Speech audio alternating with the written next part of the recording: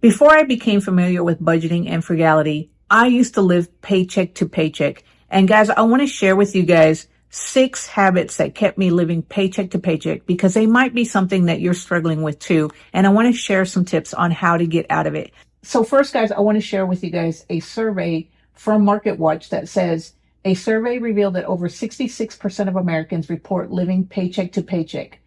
So even though I am a low income earner, guys, I have finally managed to get out of the cycle of paycheck to paycheck. Now, we don't have a lot of money left over. I'm not saying we have a ton of money left over, but we are not counting the days till the next payday anymore. And we have learned how to actually manage our money. And hopefully that the tips that I share with you guys today will help you become better with your finances as well too. And make sure you watch till the end, guys, because I'm going to share with you guys number 5 reason, which was the number 1 reason that we were not able to save. We weren't able to just get ahead. We always struggled paycheck to paycheck. So guys, if this is your first time here, my name is Susan Velez. On this channel, we talk about making money, saving money, investing money, and taking care of our health so that we can catch up for retirement, especially if you are late to saving for retirement like me. So number 1 is that you can't say no. So what do I mean by this, guys, is if you, let's just say that you get together with friends and family and they want to go out and do something that costs a lot of money, whether they want to go to a amusement park, they want to go out to dinner, they want to go to movies, or they want to do something that you know deep down inside that you can't afford it. And yet you say yes. So why are we compelled to say yes when we know we really can't afford it? Well, the number 1 reason that I used to say yes was because I was embarrassed to say no. I used to hate telling people that I couldn't afford to do something. It wasn't in my budget, that maybe I need to go ahead and save my money so that we can do it later. Instead, what I would do is I would just go along with it. Even though I knew that I couldn't afford it, I would just put it on a credit card that I would pay off the credit card balance when the payday came. And guys, that is totally the wrong way to do it. You know what your budget looks like. And if you don't have a budget, guys, you need to go ahead and set one up. You can just use just a regular spreadsheet, just a plain piece of paper. You don't need any fancy software apps or anything like that to create a budget, but you need to know what's coming in and what's going out. So that way you know what's in your budget. And when the time comes, whether you're hanging with family, friends, or whoever you're out with, then you know that whether or not you can afford to do it. And guys, don't be ashamed to say that you cannot afford to do something. You don't even have to say you can't afford to do it. All you have to say it's not in my budget, or I just don't feel like doing it, or maybe next time. And honestly, guys, even though you think you might be the only one who can't afford it, deep down inside, they probably can't afford it either, but they're trying to do it because they think that you want to do it. So if you say, no, let's do something else, or let's do something less expensive, chances are they're going to say, okay, cool, because we really couldn't afford to do it either, or yeah, maybe next time, or something like that. Number 2, guys, is that you don't monitor your accounts. So if you are not constantly monitoring your bank accounts, your credit card statements, or anything else that you use on a regular basis, so you need to start doing it. You need to know where your money is going. But most importantly, you need to monitor your bank accounts. I'm in my bank accounts every day, at least, just to look and make sure that everything is good, that I'm not getting charged for something that I don't want, that I'm not getting hit with fees, unwanted fees from my bank. Thankfully, guys, I am with a bank that doesn't have any kind of fees, and it is called Charles Schwab. I love them. They are a great online bank. They don't have any minimum balances. They don't have any fees, and they reimburse you for all your ATM charges. So guys, if you are with a bank like Wells Fargo, Bank of America, or some of these other big banks that are known to add all kinds of fees to your account, make sure that you log into your account so that way you know you are not getting charged with fees. In today's day and time, guys, there are so many banks that you can bank with online that don't have any kind of fees.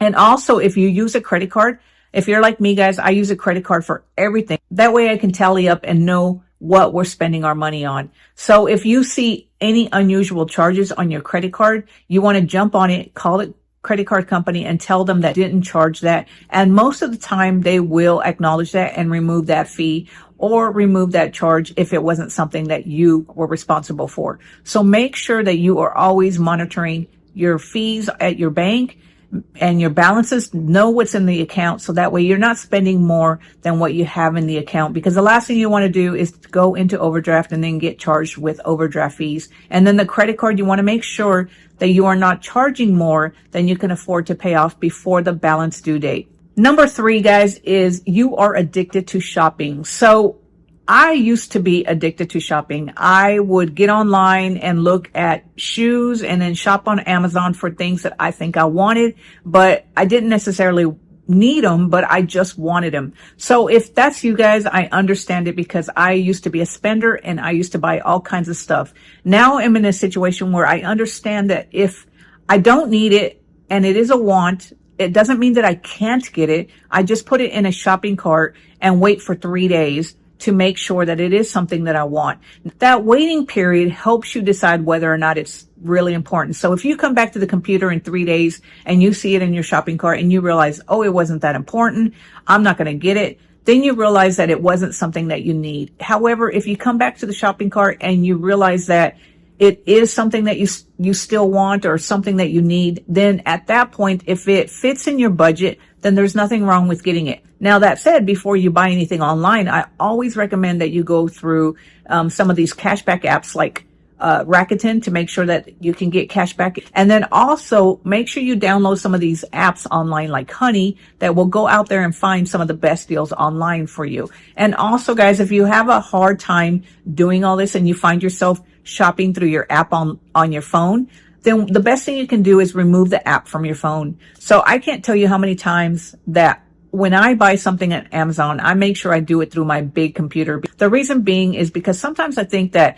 Amazon makes it so easy to order something on your phone, but with the click of a button on your phone, you can order it. So if you make a mistake, guys, and you order it on your app because it's so quick and easy, then delete the app, guys, because you don't necessarily need an app on your phone just to place an order. And honestly, there's no reason to have the Amazon app on your phone if you are trying to be frugal and trying to find ways to stop living paycheck to paycheck. So just delete all the shopping apps on your phone. That way you're not tempted to go and browse while you're on your phone and then add it to your cart or accidentally order it with the one-click buy button that Amazon makes it so easy to do. Number 4, guys, is the saying that you think you deserve it. I know back in the day before I became frugal and started living the frugal lifestyle, I thought I deserved anything I wanted. After all, we work all the time, right?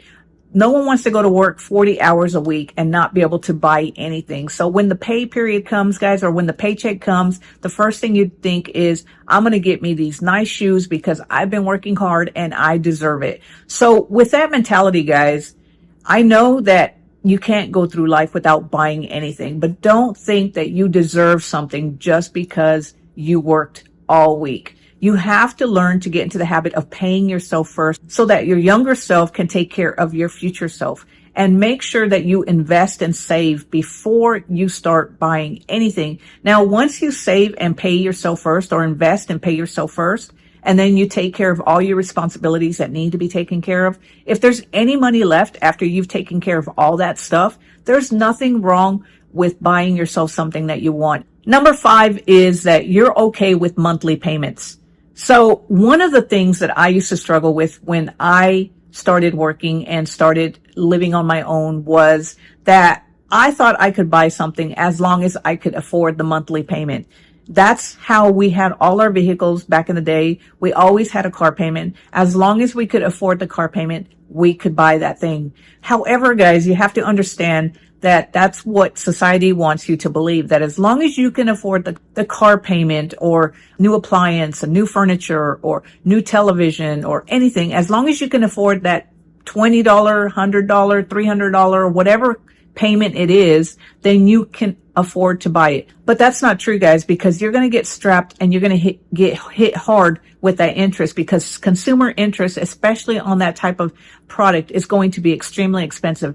I don't know what the interest rates are for a new car right now because I haven't purchased or haven't had a car payment in so long. However, when we bought our couch, guys, we didn't have the money to buy the couch cash. So what we did was we signed up for the 12 months no interest. As long as you paid it in 12 months, you wouldn't get charged any interest. So we went ahead and we bought the couch, And when we were signing up for the couch and signing all the paperwork at the furniture store, it said that if we didn't pay the couch off within the 12 months period, then we would get back charged for all the interest for the 12 months that we had zero interest. So, and the interest at the time on the couch was like a 32% interest. So if you do the 12-month no interest, which I think that a lot of people do when they need something, especially if they don't have an emergency fund, guys, it's so easy to get into a situation where you have to do that.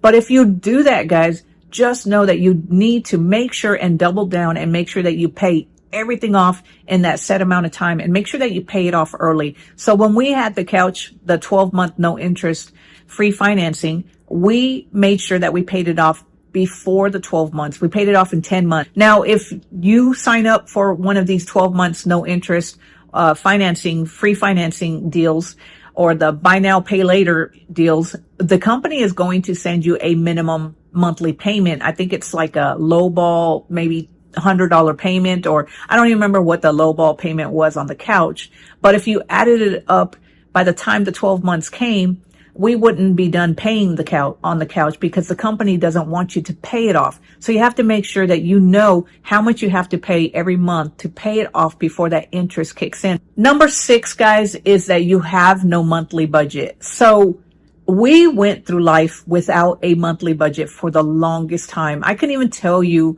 when we actually started using a budget. It was probably about 4 or 5 years ago that we started using a budget. And I don't know how we did it, guys, because if you don't know what's coming in and what's going out, it's going to be really hard to stop living paycheck to paycheck.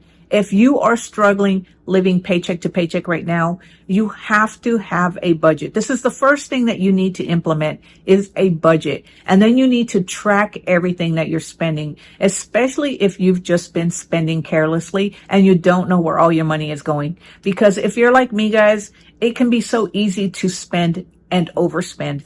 And if you don't know where your money is going, before you know it, guys, you got paid on Friday and you're broke on Monday. Without a budget, guys, it is impossible to stop living paycheck to paycheck, because the only way that you're going to be able to stop living paycheck to paycheck is to track which expenses, what you're spending, what's coming in. And this means that you're going to have to, especially if you're brand new to a budget, guys, the first time that you set up that budget and you are trying to track your finances, you're going to have to track every penny. And then once you get to the point where you kind of are familiar with how much you have coming in, how much you have going out, at that point, you don't have to be so strict. See, we don't track every penny in this household. We know pretty much, okay, this is what we bring in every month. This is what goes out. So we know how much we have left over after we pay the bills, after we invest, after we save. Then we know pretty much what we have left over. So we don't have to track every penny, because we feel like once we pay the bills, once we save and invest and put aside a portion for retirement, our emergency fund, or whatever savings that we're trying to save for, then we have some money left over, and that leftover money can be used for anything. And we've already taken care of everything else. So once you get to that point, guys, you don't have to be so strict. And I know the reason that people don't do a budget is because they hate the word budget. They think it's very restricting. But guys, you're never going to stop living paycheck to paycheck if you don't create a budget. So anyway, guys, these are the habits that kept me living paycheck to paycheck for pretty much most of my life. And it wasn't, like I said, until I understood and started implementing the frugality lifestyle. If you have any other habits, guys, let me know down in the comments below on how we can stop living paycheck to paycheck. I love reading the comments because I always get new ideas, and we can help each other start taking better control of our money so that we can catch up for retirement, especially if you're late to saving for retirement like me, guys. So if you enjoyed this video, guys, give it a thumbs up. Click on that subscribe button so that you can be notified whenever I put out a new video. And until next time, guys, I will talk to you later. Have a great day. Bye.